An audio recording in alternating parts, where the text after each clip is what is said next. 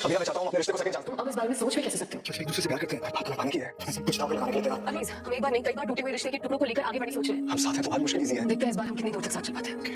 शायद मेहरबान। खुद ही पता लगा लो। ओए शर्मा,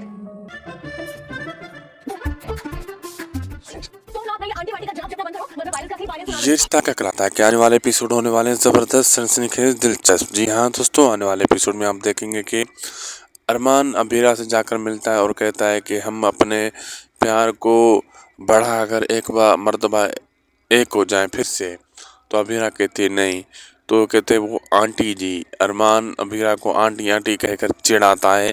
फिर अबीरा जो होती है वो अरमान का चश्मा यानी गोगल तोड़ देती है। तो अरमान कहता है तुम अपना चश्मा पहनो, जो नज़र तुम्हारी ठीक रखे आंटी जी। इस पे अबीरा को बहुत गुस्सा आ जाता है और ज़बरदस्त सीन होता है ये देखने वाला। अब आगे देखना मज़ेदार होगा क्या क्या होने वाला है। वीडियो अच्छा लगी तो लाइक शेयर सब्सक्राइब करना न भूलें। मिलते हैं आपसे अगली ज़बरदस्त वीडियो में।